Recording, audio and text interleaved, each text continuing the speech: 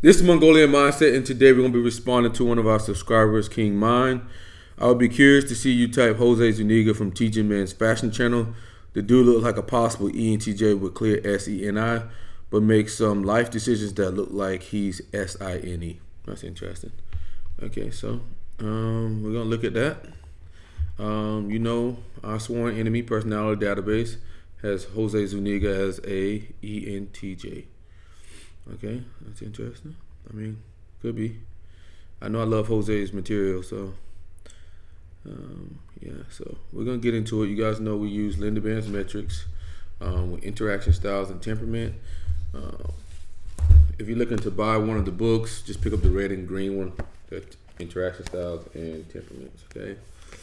But yeah, let's get into it. Also, if you're wanting to find out more about personality or the neuroscience, so pick up Dario Nardi's work. But yeah, let's get into it. So ENTJs, going to the chart, ENTJs would be part of the rationals. They would be systematic, outcome, in charge, direct, initiating, pragmatic. Okay, TEFI, SENI. Okay, so let's get into this. What is Zuniga?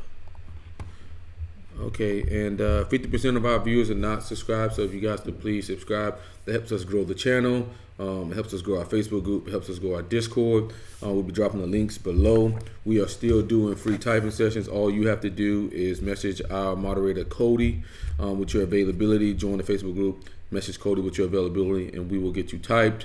We're trying to make the most accurate MBTI group ever. So if that sounds like you, go ahead and join us. It's a self-development group. We talk about finances. We talk about health.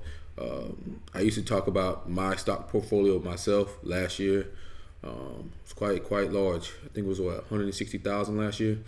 But we also talk about working out, longevity stuff like supplements that I'm taking and whatnot. I'm 250 pounds, 5'11", bench over 400 pounds, squat over 500. So, I'm always there. Just inbox me, message me, anything you need. But let's get into this. We're here, Jose Zuniga from TeachingMensFashion. Hey, we got a great show for y'all. Let's get right into it, baby. Let's go. We are back. We're back, guys. What's up? Welcome to the Fresh Shirt Podcast. We're here with Jose Zuniga from TeachingMensFashion. On a Saturday. Yes, on a Saturday, but we had to break the rule and bring in this special guest, man. You guys have been asking for him for a while. I'm actually a supporter myself. I've been watching your channel since 2018. Yeah. A quick little story time here. We'll go back in memory lane. So the year is 1940. The year is 2018. They didn't have computers back then. Yeah. The year is 2018, and I'm getting ready to move from Laredo, Texas, to Miami, Florida. When I was living in Laredo at the time, we were doing raids and, arresting people, all this other shit. So I didn't really care too much about how I dress. I'm on the Mexican border, bro. I'm not here to try to pull chicks or none of that shit. I'm wearing like fucking polo shirts and jeans and Sperry's, outdated shit. Standard, yeah. Outdated shit. That's you, nigga, wearing FUBU. Can't imagine married to Sperry's. God damn. Yeah, no, I'm from Connecticut, man. So that's what we used to wear. We didn't give a fuck. What, boys? Facts. So then I moved to Miami, and I'm like, bro, I gotta readjust the way I dress and get in tune with 2018. So I started watching your channel, picking up tips, from the top 5 shirts you gotta have to the top jeans that you gotta. Myron's going through a progression. Okay, he's going through a progression. You gotta have a pair of regular wash, dark wash, black wash, maybe white pants, even if you want to have a plain white tee, black tee, etc. Did it help? It helped a bunch, dude. Yeah, that's all I need to know. Ever since then, I've kind of taken that foundation and adjusted it to the current fashion. Nowadays, you're talking about the system, Myron's progression, systematic. I wear just merch because it's like whatever. But rich now. Definitely, doesn't matter. It was a great channel. It was a great channel to get my, fashion journey started, man. So I want to personally tell you. You heard him say fashion journey progression. Thank you. Oh, Myron. We're not typing Myron. We're just having a little fun with Myron. I want to tell you right now. I really appreciate that, man. So I will say what I've learned from you is that you can get simple pieces and make it work for you. You don't need the whole most extravagant piece. You just get simple pieces put together. Yeah. Keep it clean and you're good to go. Well, the thing is that I was poor, right? I was born poor. My parents were immigrants. I was born poor. I was okay. We might be SI. It might be SI here. He's talking about I. We were talking about this, right? Yeah. Give them a background on your growing up. well, simple rundown then would be, so I'm from Honduras. We were talking about this Central American country, third world country. Probably, I think it was rated the poorest country in Central America or Latin America for a couple years. And it's a TE thing there. TE. TEFI. It was also the #1 murder capital of the world for a couple of years. So Stats, bottom of the barrel, right? My parents moved here. Luckily, I was born here. But then for whatever reason, they decided to go back. So I go back, spend a few years there, and then thankfully they come back, right? So when they come back, same thing immigrants do, right? So they're doing like the house cleaning. My dad was a landscaper. So talking minimum, I think my dad used to make like $5 an hour or something. So minimum wage, right? Damn. Okay, so he's going progression. So for me at the time, one of the things that my parents really installed was just because we were poor, you didn't have to look dirty or have to look homeless, right? Yes. So you always had to look polished, right? Even if it was Walmart jeans, you had to look good. And I think that's really what kind of like sparked the whole like, bro, you don't need designer, you don't need expensive stuff to just look decent. And really that's kind of what started the hobby. When I started uploading videos, it was always like, all right, You see, that's what happened, started the hobby. He's not talking about an outcome. Okay, so that's progression again. He's not talking about desired like outcomes or anything. He's just like, oh well, it became a hobby and that's what started this. $100 in Walmart. What can I put together? Yeah, I remember those videos. People resonated with that, right? And that, what people don't really kind of put together, unless I explain to them, that all my videos are just a representation of my journey, right? So like representation of my journey. People don't get unless I explain to them. That's TIFE. People don't get unless I explain to them. If you look at Jose, 16 years old, poor, scrawny, nerdy, goofy, right? Like I had no confidence, all that type of stuff. And so I start first with my style. I start fixing that up. Then I start talking about getting women. I think when I was like 17, 18, because usually that's when you're, He's going through a progression again. He's progression. He is progression. Hormones are flying. You're trying to get chicks and stuff like that. Then I start talking about confidence. Then I start talking about building businesses. So it was like, if you go to that first video, it's a real documentation of what a man can go through. And this is what I said in what the a man can go video. through. That's SINE. It ain't overnight, right? So people want like a 5-tip Talking about what people want. That's NE. hack to get women tomorrow. Microwave. Yeah. Or get money tomorrow. Yeah. Mine was a 10-year I'm 27, right? Yeah. I started when I was 17. It was a decade-long process, right? Decade-long process. So he's talking about a system. Okay. Decade-long process. So now, even today, all my goals and all my views are always 5-10 years out. Like, where am I going to be in 10 years? 5-10 years out. That's abstract, future focus. Okay, Zuniga. Let's go. Years, right? That it's never overnight. So basically, that's kind of where the inspiration started. Like I said, I started posting on YouTube, I think when I was like 17, and it was a hobby. It was never a business. See, it was a hobby. It was never business. He didn't have a clear outcome on it. He's just doing it, bro. It's progression, man. I'm ready to wrap up. And then it slowly started morphing into what we're today. Yeah, no, That's a quick fantastic, rundown. man. That's powerful. You see that? So it just started morphing into what it is today. He's not like, oh, I had this idea that I was going to make $1,000 here. I was going to make $5,000 here. He's not talking about the end product. He's talking about how things move. He's talking about one things to the next. That's progression. You did the opposite. He doesn't have a clear goal in when mind. me and you were texting, I noticed I'm your just number doing is it. from He just- West Palm he just Beach. doing I was it. like, wait, this guy's from South Florida. Born and raised, man. And I had known that you were from Florida. I just didn't know exactly what part when I was watching your older videos. I know you and your brother run a Spanish channel. Yeah, that's true. But my thing is, you did the Yeah, opposite. that's true. T.I. Yeah, that's true. You actually moved to New York Yep. versus all the New Yorkers moved down here. Yeah, Can you yeah. tell us about why you decided to leave South Florida and go to New York and do it and go against the grain I here? mean, it's West Palm, bro. You can get out of there. Yeah. But still, I want to leave West Palm for New York, bro. Like, before Yeah. that. But yeah, why'd you end up making that move? For me, it was mainly work. When you're down here in South Florida, everybody's mentality is vacation mode. You're either retired or vacation or partying here. That's usually the mentality, which also resembled the workforce. So everybody that we would hire had that same mentality. For example, bro, I have my routine is insane. My discipline, like My discipline's SI. Routine would be systematic.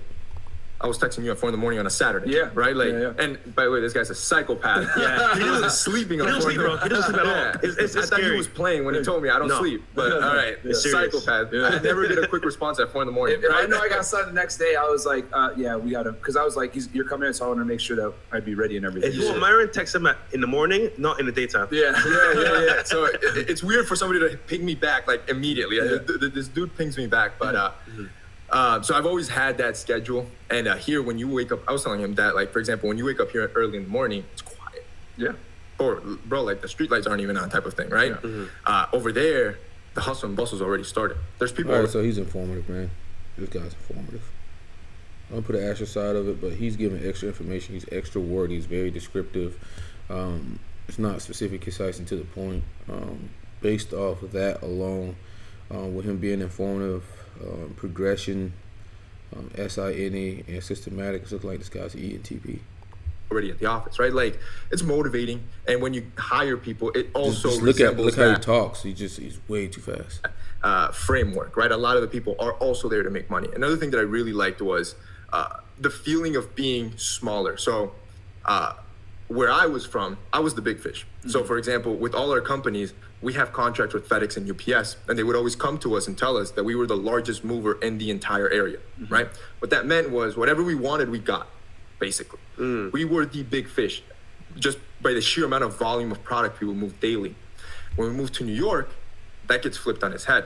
I'm no longer the big fish in a small pond. I'm a little fish now. And it's funny now because being a... He's talking from a first-person perspective. He's not looping in other people, talking about what other people are doing. It's more first-person perspective. Millionaire in New York, it's really a shrug. Yeah. It's really a shrug. It's true. And even with the sheer amount that we're moving today, we're still, like, we're not even close to the top dogs in New York City, right? So it gives you this space to fill now. Like, it gives you this new vision to unlock. You start seeing what real vision, abstract wealth looks like. Yeah. And it's insanely motivating. You're a small fish in a big pond. Insanely motivated. Insanely motivated. I will say this, because one thing I remember, Brandon Carter, King Keto, shout out to him. He came down here like a couple years ago, mm-hmm. and he was like, bro, man, I could see why, I don't know why anyone would want to be here, because I wouldn't get no fucking work done, man. He moved eventually here. He's here now because just it's way better to be than New York. But there's no doubt about it. One thing I will say about the city versus like South Florida in general is that people in New York City, and I would say the Northeast in general, typically work harder than people from here. 100%. I don't know what it is. It's just like, because there it's like people are more educated, higher earning. It's more competitive. Yeah. So, I mean, it's so very if true. you think about it here in Miami, you have the beach, you have different restaurants, party spots all over, nonstop. So it's like, hey, you want to take a break? Just take a break, go on the beach, drink some rum punch and relax. Yeah. This is a party location, and people that you source from here, the talent that you source from here usually has that same mindset, which is not inducive for growth, especially if you're trying to scale really fast something, right? Not what I needed at the time. Yeah. But yeah, absolutely, New York City, and on top of that, you have the highest concentration. This guy, he's like almost like he's talking so fast, he's almost fumbling his words. Of millionaires, the highest concentration of billionaires. Yep. Like literally everyone I bump into. In a small area too. Everyone I bump into in my building that I live in is everyone somebody. I bump into. So he's talking from his own personal experience. That's like you'd be surprised, right? Like CEO of this big company, CEO of this big company. You live in Manhattan? Yeah, I live in the city. Damn. Nice. So like it's insane that in my building, like everybody is somebody. Yeah. Everybody you run into is somebody. Yep. And again, you just feel small, and I'm highly competitive. Yeah. I don't like the feeling of feeling small. Yeah. Right. Yeah, so I only got one thing left. I want to keep scaling. I want to keep growing. So I love New York City for that. I think the energy is invaluable. On top of the connections. That's good for networking. So you mentioned a couple of businesses. This guy is informative. Is that you run? Can you tell us real quick? So we can run through them. So I have Essentials as a clothing brand. That's probably the largest one that we own. I've talked about it before. I think we'll do like $1 million in revenue in a day on a single launch. That's fucking awesome. We have He Grooming, which is a grooming company. We have Santa Lucia, which is a fragrance company. We have J Black, which is an eyewear. All these are 7-figure companies. Mm-hmm. And then I was lucky enough to also I'm part owner of a company called Manscaped, which I'm sure you guys have seen. Yeah. Check the Manscaped. I did not know that. Shave those balls, nigga. They just hit $1 billion valuation. Okay. So we're part owners of that one too. And then we just started a new company in New York City, which is my first tech company, which is Awe. It's same day delivery and same day returns for anything retail. So Gucci, Apple, Best Buy, all the Nike, whatever you want. You want Air Forces now, they get delivered. See how this guy's talking like any dom. This guy's talking like any dom. All those business ventures there, like normal people ain't that creative to have all those. Look at this guy. Delivered same day. You So don't it's like them. Like Instacart, but like on a Similar, but for the like vision, other products. it's insane. So, and then you can also return, right? So if you don't like it, you can return. The idea is to merge offline and online. So to merge The benefits idea, so that's abstract. Idea, intangibles, philosophies, anything out of worldly. e-commerce with the benefits Not of with 5 retail into senses. one. Senses. And by the way, we're scaling that out. What we started with, which is phase 1, this is the baby stage. This is the easy stage, which has been hell. Took 2 years, over $1 million, self-funded. You see that as like giving so everything much extra information? 2 years, blah, blah, blah. This guy's all over the place. comes out of my pocket, right? So I don't have debt, I don't have VCs, none of that stuff. Did he need to tell people that he didn't have debt? See, that's what I'm saying. He's giving so much extra information. He's informative. That one's gonna be, if I do this right, that's my B. That's my B. That's a unique He's talking service. about if he does this right, that's his billion. Okay, he's projecting in the future. Because you obviously have Instacart, you can order food and stuff like that, but you can't really get luxury items through I it. have 0 competitors where I'm at right now. Yeah. He just initiated there. Okay. Yeah. There's 0 competitors in retail and 0 competitors in reverse logistics. Reverse logistics is the process of returning goods. If you look at He the just entire classified it, TI. And he's talking about a system there. market, we're talking about a $600 billion market with a B, and there's no competition. What about Amazon? Right? They don't do reverse logistics. Right? So like so for example, I don't know about you guys, but the entire industry of returning merchandise that you've bought is sluggish, has a lot of friction. It's not frictionless. It's not seamless. Yeah. So for It's me, like they for do it on example- purpose. correct. So for Since me, they're not incentivized I you to can't return. go to my closet. I guarantee you, you'll find things with tags because I'm too lazy to return them. Yeah. The effort to return. Go to is- UPS, get a I ain't gonna do box. it. I'm not gonna do all that. It's just gonna stay there, honestly. It's just and then gonna I'll stay end up there. donating, Right. right? A lot of people act that way too, just because it's too much, right? Yeah. So with us, we'll do it seamless to the point that it'll get picked up out your door.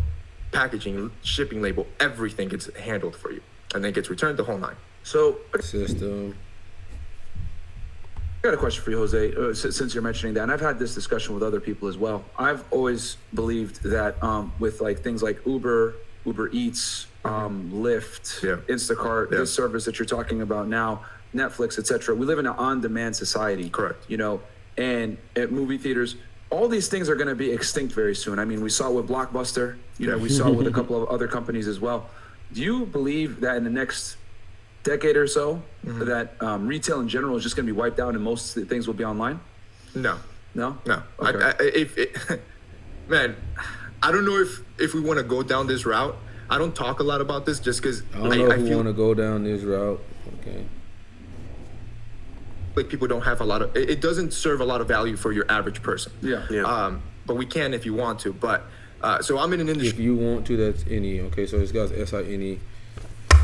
And he's clearly progression, and he's clearly informative, and he's clearly systematic. Okay, so with progression, systematic, SENI, and informative, the only type that is left is ESFJ and ENTP. Okay, just because he's progression, he's SINE, talks from a first-person perspective. He's systematic, clearly breaks down the system. He has so many systems. He talks about his routine, that type of stuff. Informative, he's giving a lot of extra information, a lot of information. So based off that, checking the chart, Jose Zuniga is either ESFJ or ENTP. Okay, and the whole time he's been talking about being effective. So that would probably land him right in the spot of being pragmatic, which would also indicate that he's an ENTP because we already got a couple points for abstract. So yeah. That you call direct to consumer, which are goods that you sell directly to a consumer. That there's no there's no middleman, there's no retail, there's no brick and mortar, right? So for See the how he longest, just goes through that? Like he's going through that. There's no this, there's no this, that, blah, blah, blah. Like, whoa, shit, bro. Slow down, bro. Slow down. Please slow down, Zuniga. in the early 2010s, DTC was the big hype, right? So all these DTC companies, you can look into them yourself. They were the big hype, $1 billion. Which is direct to consumer, guys. Direct by the to way, what he's consumer, talking about. correct. When he says DTC, correct. Direct to consumer companies. These were the big boys, right? Yeah. What ended up happening is with all these companies, they started scaling super fast, and a lot of it was through VC money, which is venture capitalists money, right? Investors, correct. So when you're scaling a company, like him and Myra are both TI users. That's why they're correcting each other or saying correct or not. Very matter of fact. One key metric that you always look at is your customer acquisition cost. So what is the cost it takes you to acquire a new customer, right? Most of these companies acquire customers unprofitably, and they're able to do so because they're pumped with money. Does that make sense? Yeah. Right? Almost too big to fail. Does that make sense, TI? But ISFJ and ENTP are both TIFE users. Essentially. It ends up being like a Ponzi scheme, right? So what ends up happening with a lot of these companies that had billion plus valuations, and you can Google this yourself. I'm not going to name drop the companies because they're massive, but you can Google this yourself. Most of them have been cut by a fourth in valuation. And the only branches that those companies are profitable in are in their retail. Does that make sense? Okay, so when you say retail, does that make sense, T.I.? Are you understanding this? Are we talking like brick and mortar people actually going into the store and buying? Take a DTC brand. Let's call them. Just initiated. And you probably are thinking of them now because you've heard these brands. They're massive. You can tell him what he's thinking now. That's TE. Right? DTC brand Jose. I was only online, but then I started scaling really fast. I had a lot of money. So now I started putting retail stores in big cities, San Francisco, New York City, etc. Right? Dick's Sporting Goods? No, they were a retail. They started retail, moved to ecom. Think start ecom, move to retail. Okay. You've heard the brands. We'll talk about it afterwards, right? I don't want to name drop the brand. Okay, that's fine. They're sponsors too. But basically, what ends up happening is these brands now that when you start looking at their financials, completely unprofitable, and the only branches that are profitable are their retail sector. Wow. Okay. So I'm learning. I don't think retail will die. And like I said, I don't think none of this is really valuable for the audience, but I mean, he just took like an hour to tell you that retail is not going to die. And the reason why he did that because he's informative and he's progression, okay? So, yeah. Basically, retail won't die and won't go anywhere. E-commerce won't go anywhere. I think they both will live harmoniously. And I do think that there is a new market to create that is a merge between retail and e-com that hasn't been tapped. That's where I'm going to come in. That's the goal with Outward. So with the phase that you're seeing now, by the way, I'm out 10 phases already. I've planned this out 10 years. I know what every single phase will bring out and yield. Everything's been scaled out, right? Okay. So you started online, and now you're going out and creating brick and mortar retail stores. I love Jose is an ENTP. The difference between ESFJ and ENTP, one's pragmatic, and Jose is talking about being effective here. He's not talking about doing the right thing. He's literally talking about like when he's running these numbers with the logistics and whatnot. He's just talking about being straight up effective, getting things done. So that would be pragmatic as well. But he's abstract. He's future focused. He's talking about 10 years, 5 years, 12 years, that type of thing. Ideas. He's not talking about the five senses, anything concrete. So yeah, Jose Zuniga is an ENTP. What we noticed on very early was Jose is very progression focused. That means he's just going through life. He's on a journey. That's what he's on. He's not talking about the end product. And he's informative, which means he gives a lot of extra information. That's what he's doing here. He's not direct, specific, concise, and to the point. He's SENI user. Talks from a first-person perspective. I did this, I did that. I had this. All about his experience. And he's initiating, which means he's extroverted. Obviously, he's systematic. He can break down a system like no other. He talks about his routine. And he's a TIFE user. Pretty strong, and TE started to come up from that critic function. ESFJs have TE in the demon spot, so that's highly more unlikely than with an ENTP. So yeah,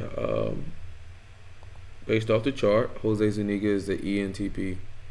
So yeah, hope that answers your question, King Mind. That's why you were getting SINE. He seems to just be a very focused ENTP. But yeah, this Mongolian mindset, and we're done.